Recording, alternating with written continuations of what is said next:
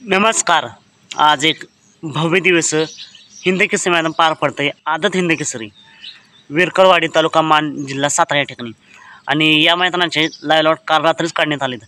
तर त्या लायलॉटनुसार बकासूर असेल, सर्जा तेज या नक्की कोणत्या गटामध्ये पळेल, त्यांचे पैरे कोण असतील, दिवाण या कोणत्या गटामध्ये पळेल, मिलिंद शेट्टी यांचा भुंगा नक्की कोणत्या गटामध्ये पळेल यांचा आपण पाहणार आहोत. तर व्हिडिओ शेवटपर्यंत नक्की बघा. मित्रांनो, या मैदानात झरेकरांचा बाजी आपल्याला पाहताना दिसणार आहे. गट क्रमांक 19 तास क्रमांक 3 वरती.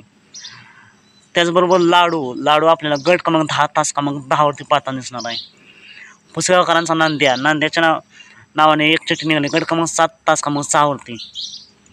घाणनकरांचा बाब्या किंवा दुर्गा आपल्याला गट क्रमांक 1 तास क्रमांक 4 वरती पाहताना दिसेल. त्यानंतर मित्रांनो, प्रसिद्ध नामवंत ड्रायव्हर विठ्ठलाना बोधकर यांच्या नावाने 2 चिठ्ठी निघाले गट क्रमांक 5 तास क्रमांक 4 वरती आणि गट क्रमांक 26 तास क्रमांक 2 वरती. यामध्ये नक्कीच तेज किंवा देवाने आपल्याला पाहताना दिसेल.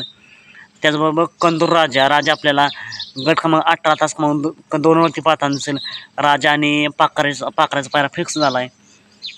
घरनिकीचा राजाच्या नावाने 2 चिठ्ठी निघाले गट क्रमांक 31 तास क्रमांक 2 वरती, गट क्रमांक 36 तास क्रमांक 6 वरती. शेवळ्याबांचा पाखराच्या नावाने देखील 2 चिठ्ठी आहेत गट क्रमांक 14 तास क्रमांक 10 वरती, गट क्रमांक 45 तास क्रमांक 1 वरती. मुरुमकरांचा सुंदर नावाने देखील 2 चिठ्ठी आहेत गट क्रमांक 27 तास क्रमांक 2 वरती, गट क्रमांक 34 तास क्रमांक 4 वरती. आणि आपला लाडका बलगड क्षेत्रातील देव विक्रमादित्य बकासूर जो आत्ताच 12 वेळा हिंद केसरी झाला आहे. बकासूर नावाने 2 चिठ्ठी निघाले गट क्रमांक 30 तास क्रमांक 9 वरती, गट क्रमांक 43 तास क्रमांक 5 वरती. सर्जाच्या नावाने गट क्रमांक 27 मध्ये तास क्रमांक 6 वरती एक चिठ्ठी निघाली. आणि सर्जासोबत आता आपल्याला मास्तर पाहताना दिसू शकतो, बकासूरसोबत कार्तिक पाहताना दिसू शकतो. तर भुंगा आपल्याला पाहताना दिसेल का? भुंगाच्या नावाने मित्रांनो एक सुद्धा चिठ्ठी निघाली नाही.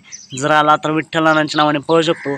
आणि दिवाने देखील विठ्ठलांच्या नावाने गट क्रमांक 26 मध्ये पाहताना दिसू शकतो. आता मी भेटू पुन्हा एकदा अपडेटचं भन्नाट अशा नवीन व्हिडिओमध्ये.